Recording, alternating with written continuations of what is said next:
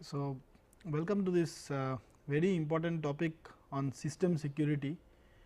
So, we have seen in the previous portions of this course various discussions on cryptographic techniques, cryptographic principles, their applications to network security and network protocols. But here is a very important concern, that is finally after doing all these things, whether we are really secured or not. So, whether do we have trust in the machines that we are using for our communications.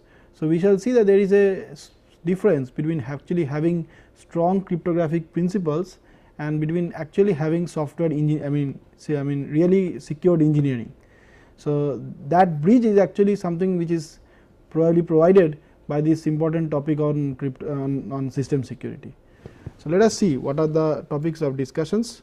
So, we shall first of all try to address this, what is a trusted system, that is what is really meant in as trusts in systems. We shall in this context discuss about buffer overflows and malicious softwares and about malicious programs, which are very commonly known as worms and viruses. Now, there are various malicious programs, but we shall actually concentrate on the worms and viruses and discuss about the differences. So, to start with, we know that communication is a boon, okay, that is when we actually have got a multiple when we have got a multiple networks, right, where we have distributed networks, where we actually spread across the networks. The importance or the interesting thing is about we know how to solve problems in a distributed but yet collective manner, but this boon actually comes with the added problem that we also have to enforce security, because there is a problem of trust, like there are two users who are actually somehow connected with through a network, but they do not trust each other, right. So, you can imagine like with the amount of complications which they are grown up in the systems, building a bug free design is actually almost impossible, right. So, even if you want to make a complex multiplier or maybe a complex engine for cryptographic purposes, it is actually hugely complicated, right. So, therefore, there is you cannot actually make it completely bug free. Now, while for most of the applications you can actually, like when it is just performance related, you can actually live with some of the bugs, because if there are some bugs, it may happen that those bugs are never triggered, okay. But in the context of security, if you have a slightest amount of bugs, then those bugs can be actually exploited for attacks, and therefore the entire security can be compromised.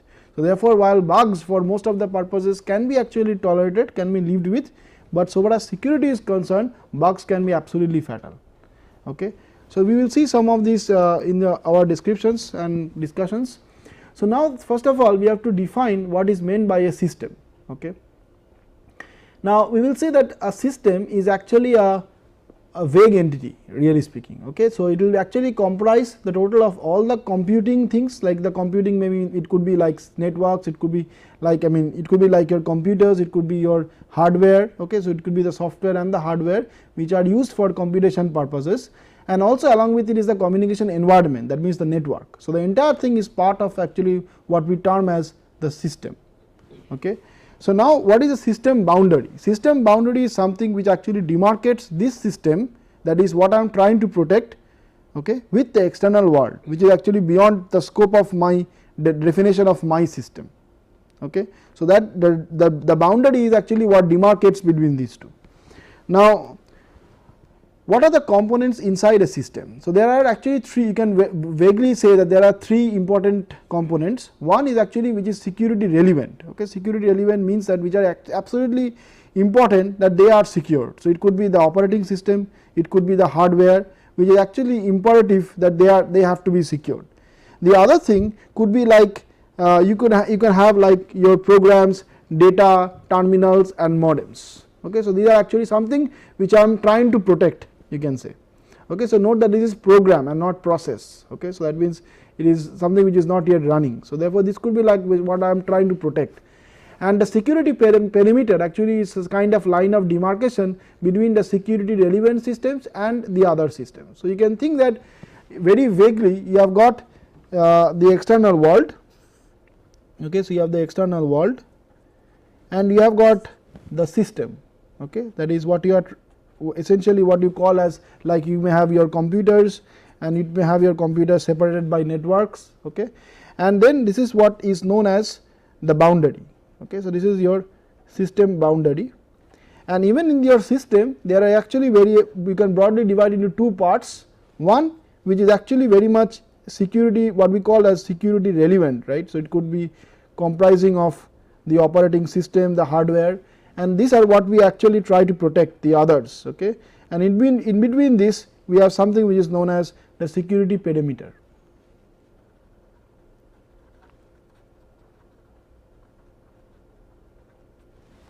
Okay. So, this is the, you can kind of pictorially visualize the entire scenario for systems. Okay. So, now there are various misconceptions which actually are there with us, like this particular statement, like encryption provides system security. So, you see that while we have seen that encryption provides data confidentiality and other things like what we have seen in previous discussions, for system security what we need is actually trust in the security related components. So, you can imagine, like if there is an operating system which is compromised, can we trust the result of the encryption programs we are running on that? We cannot trust, right. So, therefore, other methods and principles or policies are absolutely necessary in order to enforce what we know as system security. Okay. So, encryption alone does not actually give them. So, therefore, we have to actually understand some of the principles which will provide us an end to end security, because finally at the end of the day we actually have to, in spite of doing all the theory and doing all the having all the cryptographic principles and techniques in place, we also need to develop other principles which will give us an end to end security, the final security. Okay. We cannot leave a weak hole basically. So, therefore, the concept of trust and trusted systems. So, as we know that in a trusted system scenario, typically there is a user who is given a trusted piece of information which could be a login or some other authentication code, through which it actually tries to convince the particular client or the system that it is an authenticated server. So, if you remember the Kerberos protocol, so similar to that, a user actually first communicates to the client, authenticates, then the client communicates with the Kerberos server, then communicates with the ticket granting service, and then finally communicates with the with the service that it wants, right. So, therefore, the user is actually understood by the system through a login, like could be an authentication tag, right. So, now therefore, if in any system security notion, what we assume is that the user does not leak away this particular login. Of course, if that is leaked out, then we cannot actually adopt any principle to guarantee security, right. So, the assumption is that it is expected that the user does not give away this valuable information, and the system security should actually if it may happen that the user is actually deceived to manipulate the data which leaks the secret, then the security measures of the system should actually warn the user against such accidental or unintentional leakage, right. So, if the leakage is actually intentional, then system security cannot do anything, right. But if the leakage is unintentional or accidental, then the system security principles or techniques should actually warn the user against such a leakage. That is the objective. Okay. So, therefore, trust is built in a system using authentication and identification. Now, the system recognizes a public ID, could be a login, name, etc., and what it does, it actually associates every process with a user. Okay. So, the violation of authentication is serious, and therefore, it will break the trust in a system. So, therefore, the idea is that whenever there is a violation of authentication, there is an accidental or unintentional leakage of the user's secret, then the system security techniques should actually ensure that there is a warning which is provided to the corresponding user. Okay. So, therefore, that is the way how we build trust into a system. Okay. So, now so how do you enforce them? So, therefore, they enforce a given security policy depending upon the levels of trust. Okay. So, there are various levels of trust which exist, like there could be some which is called as a trusted programs, which are responsible for the security of the system, okay, and it is believed to be trustworthy even if they come in contact with the untrusted programs. Okay. So, therefore, there are certain programs which are actually believed to be always trusted, like if they come into contact with untrusted programs, we believe that their trust is not compromised. Okay. On the other hand, you have got something which is known as benign programs. Now, these benign programs are actually obtained from trusted vendors, okay, and it is believed to be trustworthy as long as they do not come in contact with the untrusted programs. Okay. So, therefore, if they come into contact with the untrusted programs, which are actually obtained from unknown or untrusted sources like maybe unknown web pages, then we are not guaranteeing the security or trust of the benign programs. Okay. But the trusted programs are always trusted. So, it could be like the hardware, okay, or the essentially the kernel of your operating system. Okay. But on the other hand, there could be some other things like maybe some say a particular software which you have actually got from somewhere. So, we believe that they are benign programs, but then they can be also subjected to attacks, okay, and could be actually made untrustworthy by some other untrusted programs. Okay.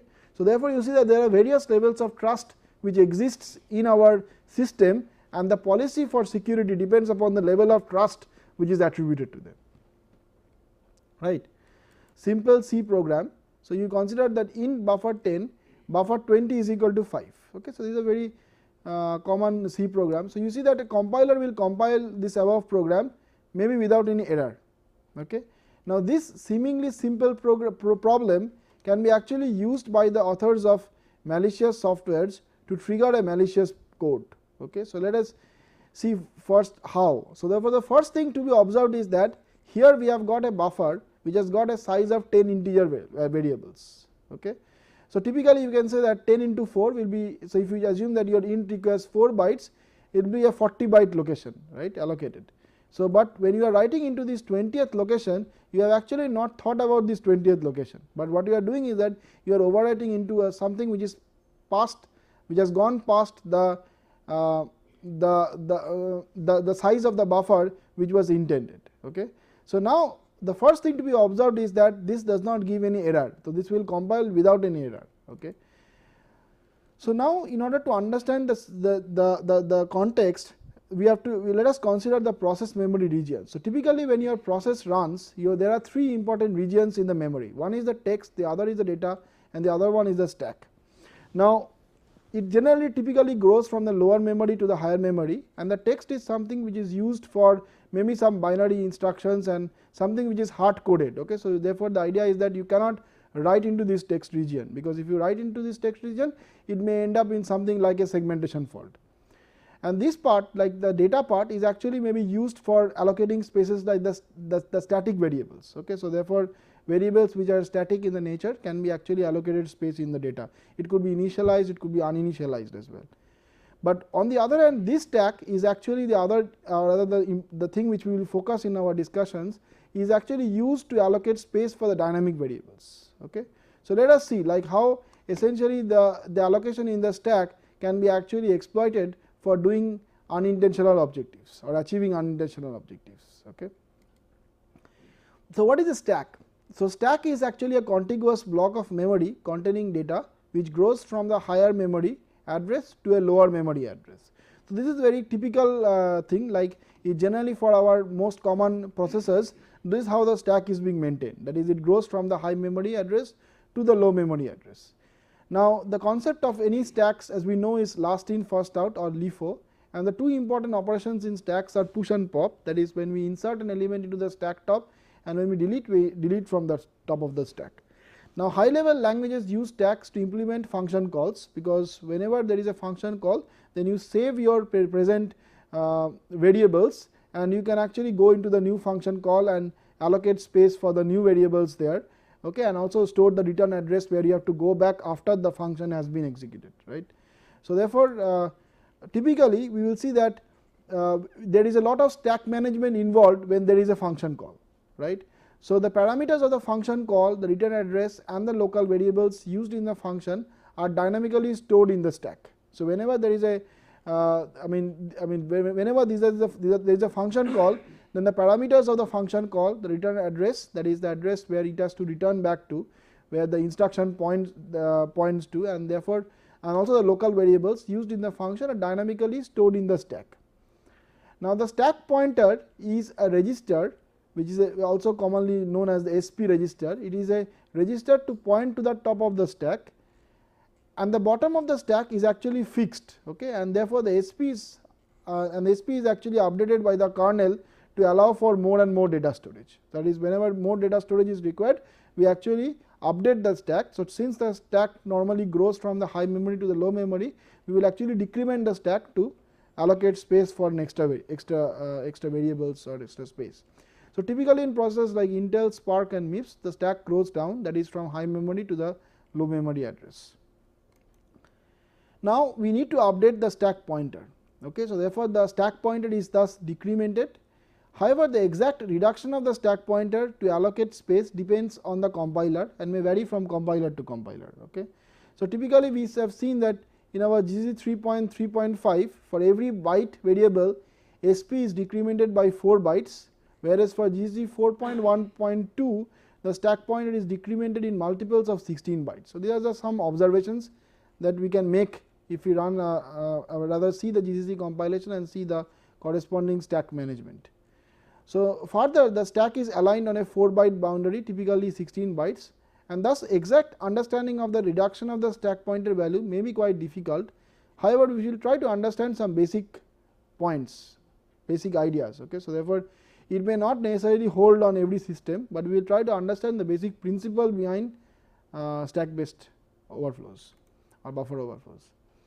So, again this is a classic example. So, we can consider like there are 2 character buffers, buffer 1 and buffer 2 of size 5 and 10, and there is a function which is like passes 1, 2 and 3 as variables to this function. So, in case of GCC 3.3.5 we have seen that the stack pointer will be decremented by 20 bytes, because buffer 1 will needing 8 byte and buffer 2 will need 12 bytes. And in case of this GCC, we have seen this version of GCC, we have seen that the stack pointer gets decremented by 16 bytes. Okay. So, it could be like because 5 plus 10 is 15 and the next multiple of 16 is 16. Okay. So, the other important pointer which is maintained is known as the frame pointer. So, also known as the local base pointer, and it is actually it points to a fixed location of the stack.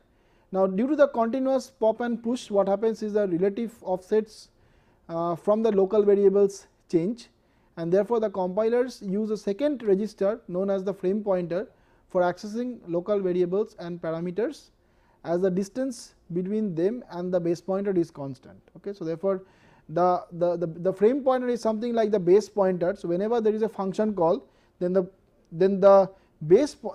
current stack pointer is being updated as the base pointer, and the relative distance between the base pointer and a variable is not changing, is not variable, while the relative distance between a variable and the stack pointer gets continuously updated, because whenever we are doing a push or we are doing a pop, the stack pointer is getting incremented or decremented, right. So, the parameters have got positive offsets with respect to the base pointer or the frame pointer, and the variables have got a negative offset. Okay. So, the parameters of the function have got a positive offset, and the variables have got a negative offset. So, you can visualize like in a stack kind of scenario.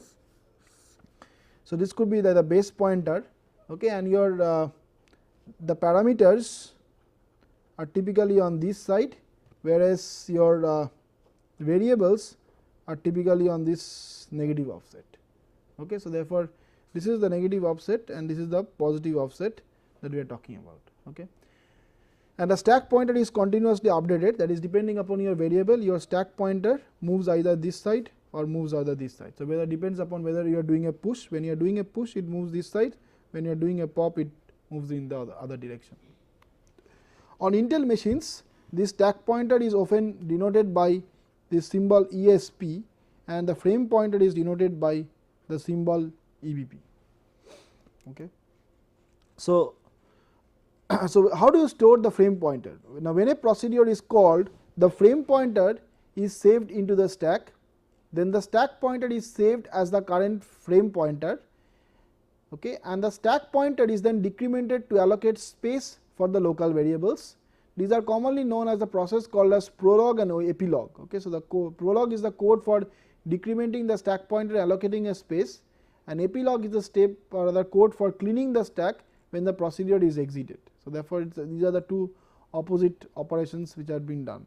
So, let us consider an example which is character buffer 1 5 and character buffer 2 10, and again this is the function. So, let us consider see the assembly code which has been generated by using this particular switch, okay, to see the corresponding stack management. Okay. So, therefore, I am just giving you some snapshots like the immediate. So, you can see that the first thing which is to be noted here is that these things needs to be stored, right. The variable, the parameters are 1, 2 and 3. Okay. So, therefore, what we see is in my machine, when we have obtained the corresponding assembly, then first 3 is actually stored, then 2 is stored and then 1 is stored. So, this is again relative with respect to the current stack pointer notation.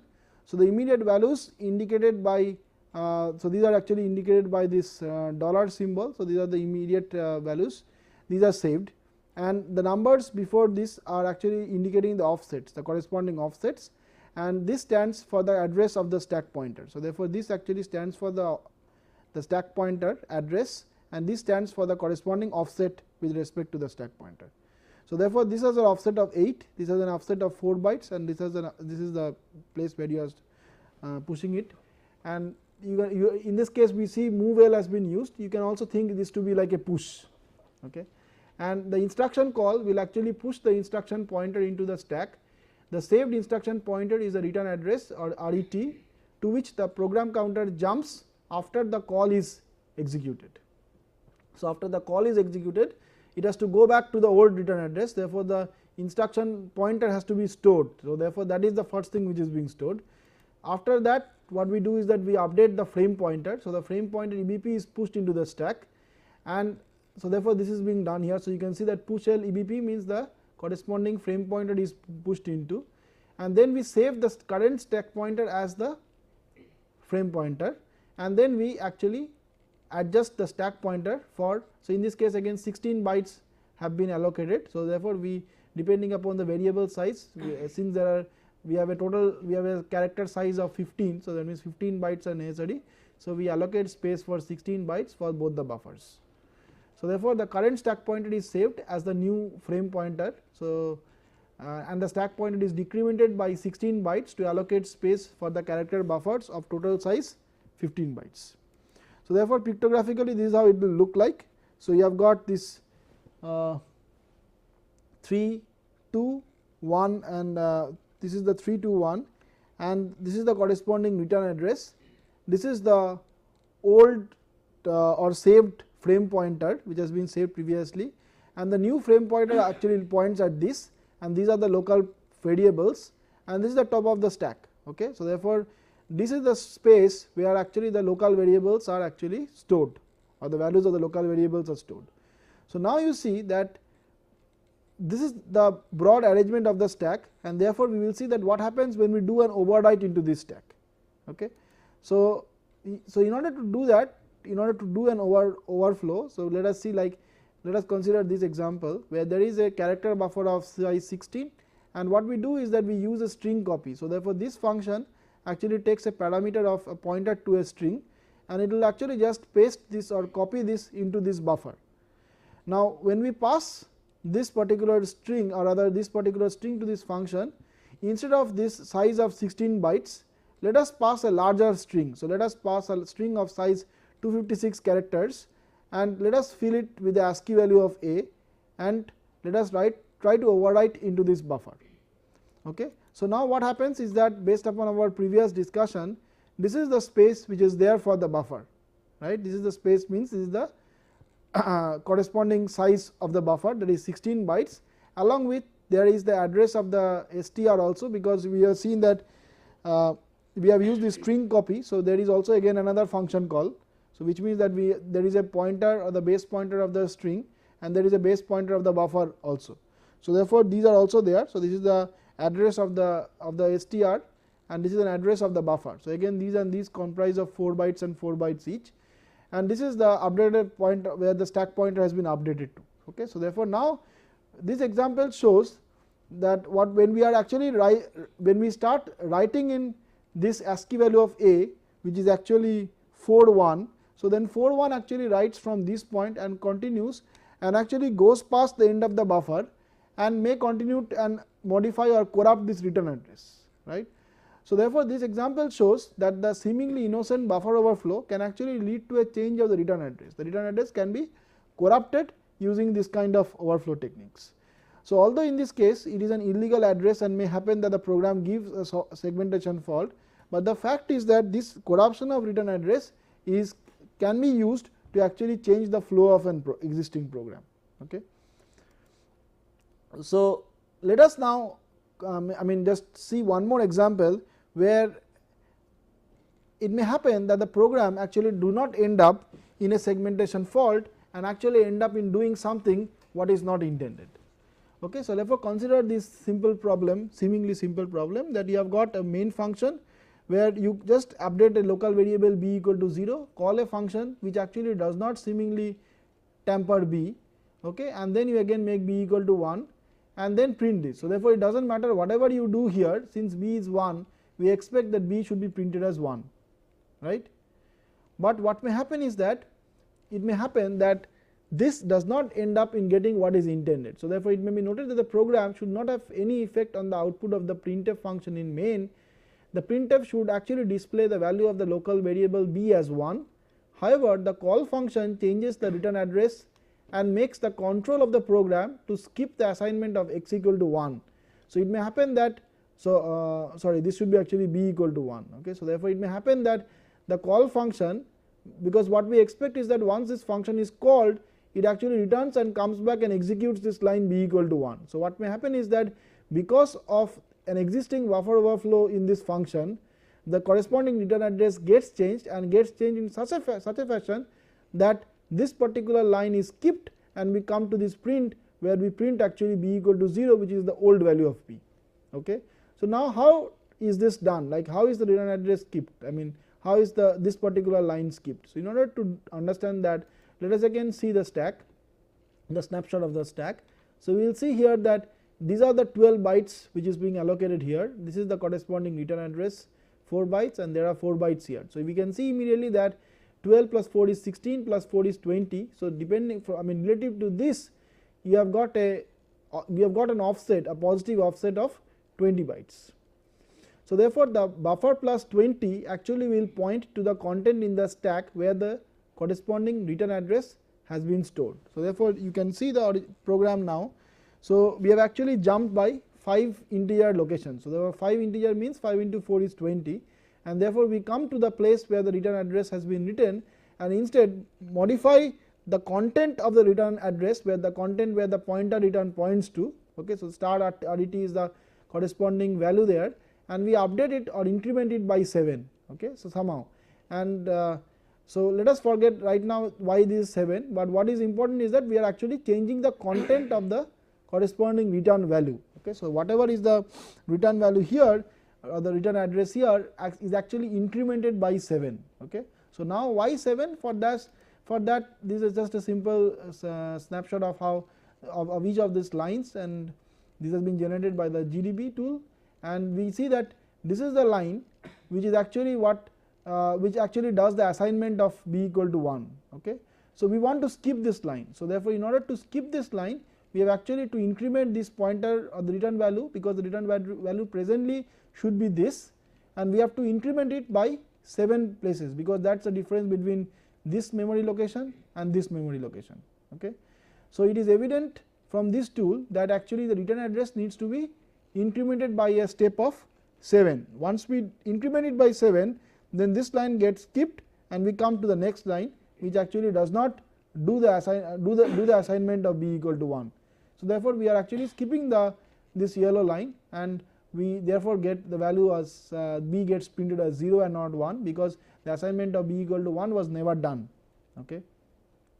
Now, what we see, or rather what we learn from this simple example is that this ability to overflow the buffer and change the return address provides the attacker the power to plant malicious programs and execute them on a function call. Now, the attacker, it may happen like we can consider like the attacker copies a large string into a buffer without doing any bound check. The return address is thus overwritten with the address where the malicious code is located. So, therefore, what an attacker can do is that it can update the return address with the address where a malicious code is being kept, and what may happen is that this exploit can be used, or rather the exploit for the stack overflow. Okay. So, what it typically does is that the exploit for the stack overflow writes or corrupts an environment variable. Now, the environment variable is filled with the return address which actually points to the location of the malicious program. Okay. Now, when the actual program comes into execution and uses the environment variable and copies into any string, the malicious code comes into play. Now these kinds of attacks are very commonly known as the stack smashing attacks. Okay. So therefore what is the idea? The idea is as follows, that is, you want essentially to change the return address to some address where a malicious program has been planted, right. So in order to do that, we actually what the attacker can do is that it can change some environment variable which is being used by a particular program. Now the environment variable is modified in such a way that it is actually modified to contain, or it is overwritten to contain the address of the malicious program. Now when the program reads this environment variable, what may happen is that the string corresponding to the environment variable gets and sits into the return address, and since the environment variable contains the address of the malicious program, now the return address is being changed to somewhere where the malicious program is being kept.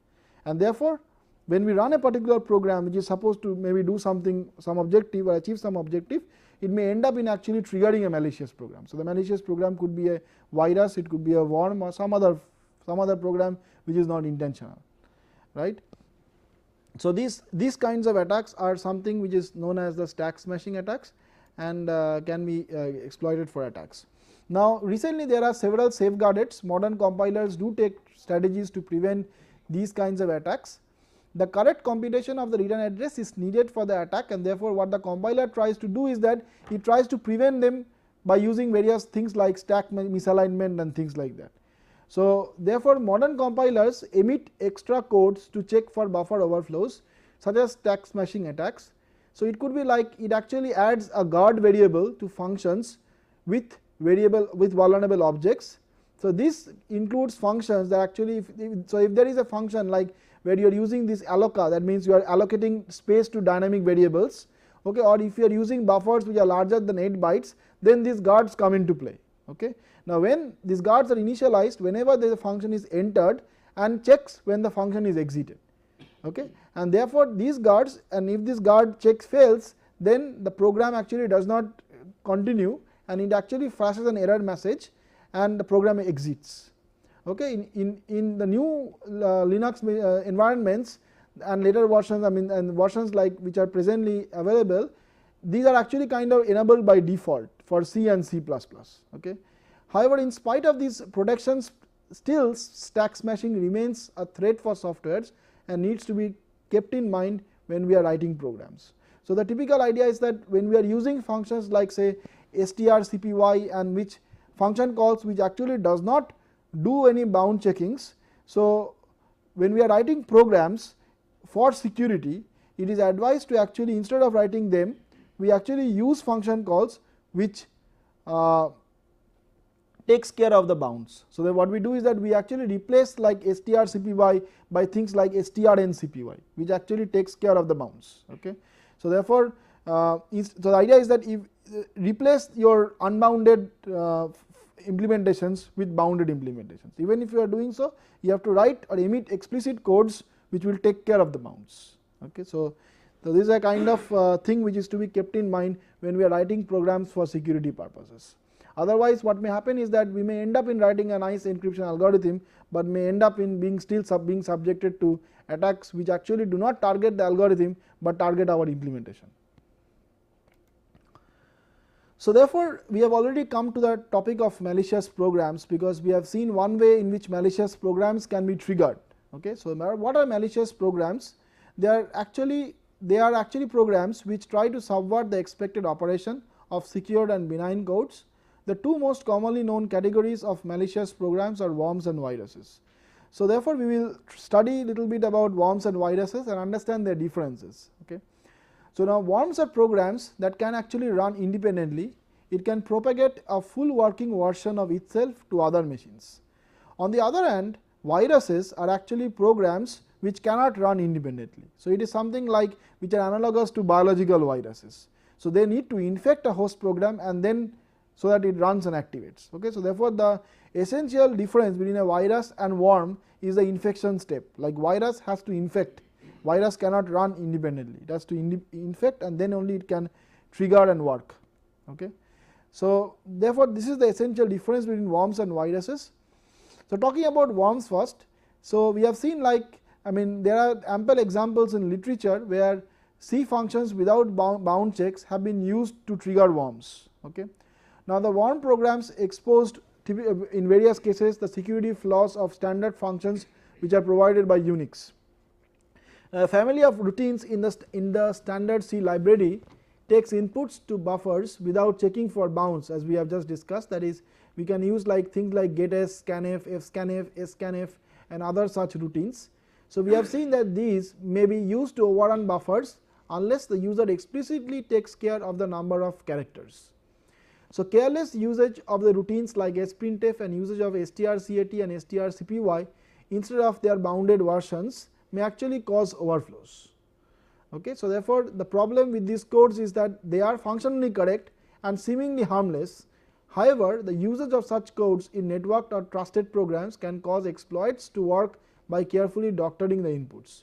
So therefore it is advised again that for security purposes we actually replace these programs or these function calls with function calls like this strncpy and strncpscat, which are actually bounded versions. Okay. Now that is the reason why we have actually patches in Unix. Like in order to circumvent these issues, patches are developed. The first measure which was adopted is actually to replace all such codes by their bounded versions. So these versions accept values for bounds on their buffer arguments. Okay. So therefore what is important is that you may have an operating system, and depending upon the security vulnerabilities which exist, several patches are being developed, but if you do not update your patches in the operating system, then your system remains vulnerable. So therefore it is important for security purpose to update our operating system patches, so that the plugs are sealed. I mean the security vulnerabilities are really plugged. Okay. So next, all the servers and the applications should be checked for usage of these bounded versions of codes. For example, consider like this is a typical example like of the fingerd program. So this is a daemon, right, which we run as a daemon to service to remote requests using the finger protocol. It is a utility which allows users to obtain information about whoever are logged into the system, right, who are working in the system. Now the fingerd servers use actually the getS call, and thus people have to develop patches to develop rather replace these getS calls by their unbounded versions. Okay. So therefore these revised versions of programs do not make use of the original getS commands, and they are devoid of function calls which fill buffers without checking for bounds.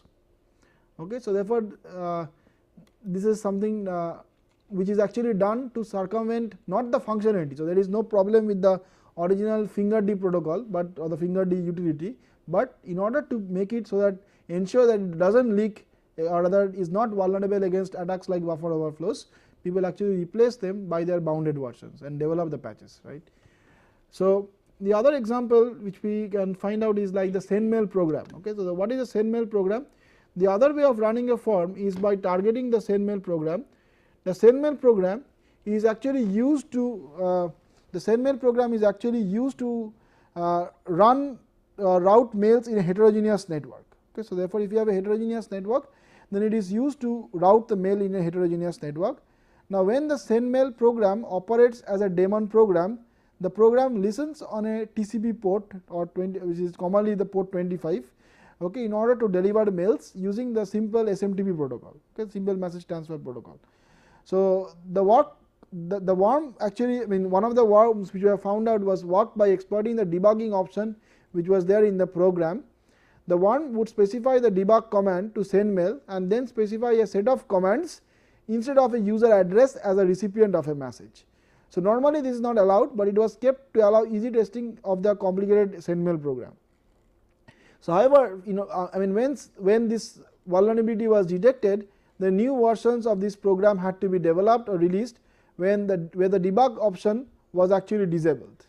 Okay. So if it requests the user to end the root or rather it may happen that you either disable the debug facility, or if you want the debug facility, then you have to ensure that you have the root. Okay. That is, it has to be kind of kept privileged. It is not a normal utility, but a privileged utility. Okay. So therefore in context to this, we can actually one thing which is very important to discuss is the Unix password system. Okay. So the worms, several worms actually attempted to or other attempts to determine the passwords which the users provide.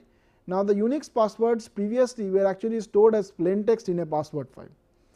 Now, the system protected the passwords by actually ensuring access controls, okay, like everybody cannot use it, but however, due to unintentional errors or wrong programming, this practice can be dangerous. Okay. So, there was one example where actually there were two system administrators who were working on the Unix passwords, or other were actually were working together. So, while one was working on editing the password system or password file, the other system administrator was actually creating banners for the day. So, banners means whenever you log into the system, you see those messages, right. So, therefore, what happened intentionally or rather unintentionally is that both the files got swapped. So, therefore, it was a case like whenever anybody was using, they were actually able to see all the files. Okay. So, this is a typical example where accidentally keeping passwords in plain text can be very unsafe. Okay. So, therefore, the present day Unix password system is to avoid keeping in plain text and actually to use encryption. So, there is a utility or Unix program called crypt. So, what it does is that it actually encrypts a block of 64 zeros and uses the DES algorithm or DES algorithm and creates the corresponding cipher for the password and stores in the file /etc/password PASSWD. Okay. So, idea is that whenever you log into the system, then you actually give in your login, and this login is actually used to encrypt the 0 block of 64 bits and matched correspondingly. Okay. So, remember that your password or whatever you are encrypting is never decrypted actually. So, it is a kind of a hash function actually, although we say encryption, but it is a kind of hash, because you are using, I mean, your key or your login is actually used as the key for the encryption. Okay. So, the crypt function takes the user password as the encryption key and uses it to encrypt a 64-bit block of zeros. The resulting 64-bit ciphertext is then encrypted again with the password, the process being repeated around 25 times. Okay. So, the final 64 bits are unpacked into a string of 11 printable characters that are stored in this particular file. Now, whenever you change your files, I mean important, we actually use this utility password PASSWD to change the files. Now, a particular rather principle which is known as salting is used. So, the reason salting is used is to prevent attacks which are known as dictionary attacks. Now, a dictionary attack is actually launched based on the assumption that when somebody or rather users, a normal user actually develops or rather creates a login, or creates a corresponding password, then normally the password is an alphanumeric password and it has actually a meaning in the English language. Okay. So, therefore, what may happen is that if an attacker actually tries all the available entries in a normal dictionary and tries to see that which creates the match. Okay. So, this attack is commonly known as the dictionary attack. Okay. So, that actually reduces the entropy of all possible English language rather Roman characters, right. So, now in order to prevent it, people use something which is known as a DES salt or a salt, which is a 12-bit number between 0 and 4095, which slightly changes or makes it complicated to do a dictionary attack. Okay. So, whenever the password is changed with this utility, a salt is selected depending on the time of the day. The salt is converted into a 2-character string and is stored in this file along with the encrypted password. Now, the purpose of the salt is thus that the same password can be stored in 4096 ways in the /etc/password file. So, it just makes your job of doing a dictionary attack more difficult. Okay. So, therefore, this is a common way or rather common principle of actually preventing against what is known as the dictionary attack, which is launched by the adversary by recording possible passwords which are chosen from, say, English and numbers in a files. Okay. So, now we come to the topic of on viruses. So, as I told you that virus has got 3 important parts, the infection mechanism, the payload and the trigger. So, typically a pseudocode will look like this, that is there is an infection step, if there is a trigger then there is a payload. Okay. So, what the infection does is actually this is nothing but how a virus copies into other codes, modifies the code and contains a copy of the virus. So, this is sometimes called as the infection vector of the virus also. Then you have got a payload, the part details what the virus does besides spreading, like it has to do some malice. So, what is the malice specified? Now, the payload may also have some accidental effects also, which may happen due to existing bugs in the virus code. Okay, it may do something unintentional damages also, and there is a trigger. So, it is typically a Boolean conditions based upon which a virus is triggered. Now, there is something which is called as a logic bomb. Now, the logic bomb is a typical case of a malicious program where there is no infection part, there is only a trigger and there is only a payload. Okay, so, a logic bomb could be like whenever it could be, it is also called like something which is called as a time bomb, that is depending upon the day of the time that comes into execution. Okay, so now we will try to see what are the classifications existing for viruses. So we will try to classify them based on the target. So these are some very commonly known classifications. So one is called the boot sector virus. So it is actually exploits the basic boot sequence of a computer. As we know that there are two important steps, one is the primary boot step and the other one is a secondary boot step. Now in the primary boot step is a particular step when the system boots up, it actually detects what is known as the boot device, right. So what this particular or rather this category of boot sector infectors does is that it actually hampers that master boot block. So therefore that master boot block gets corrupted, and whenever the system boots up, instead of actually booting up from the master boot block, it actually gets affected by the virus. Now one of the advantages which exists in this kind of virus is that till now the operating system is not active, right. So therefore the antiviruses are not active. Okay, so therefore the boot sector viruses actually come before the antivirus actually comes into play. Okay, but however these days these kind of viruses are very uncommon because we normally do not boot from things like floppies and other things. Okay, so this is again but still a primitive kind of virus, but an important class of viruses. Now there are some other viruses also which is known as file infectors. Now these viruses typically target those files which the OS considers to be executables. Okay, so these viruses are generally something is called as a prepending viruses or appending viruses. So they are something like generally before the virus starts, or it is generally after the virus starts.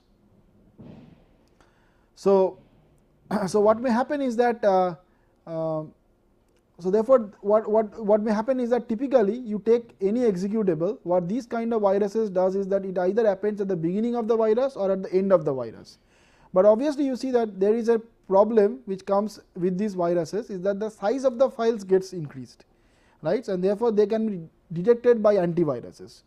So in order to prevent them, we have something which is a different class of viruses which is called the overwriting viruses. Okay, so the overwriting viruses actually tries to find out the repeated values which are there in a particular file and tries to actually modify them by some virus values. Okay, and whenever the process or the damage is over, then they again replace back by the original text. Okay, so that the antivirus does not catch it. And in order to prevent the increase in the space, what is done is that it uses the thing like page alignment, features like page alignment. So in order to, because of this page alignment, we know that often the space which is allocated for a particular file is more than what is actually needed.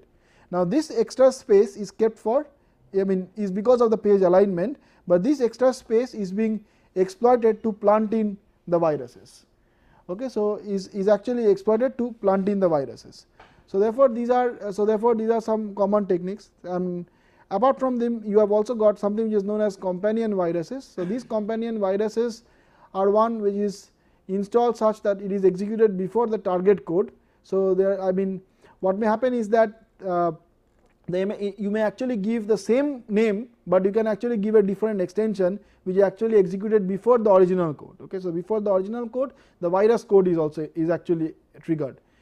And you can also have something which is called as macro viruses, where you are using maybe a word editing file and you press maybe a save as option, and that save as option actually triggers a macro which actually infects your file. So infects your file. So this is something which is known as companion viruses. Then there are several viruses which actually uses encryption methods and encryption techniques.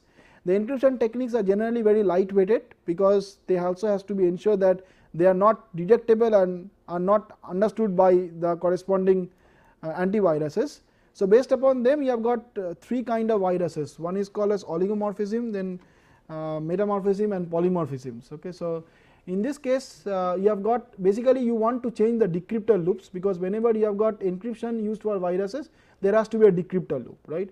And what we would like is that we have various decryptor loops so that the antivirus does not catch them.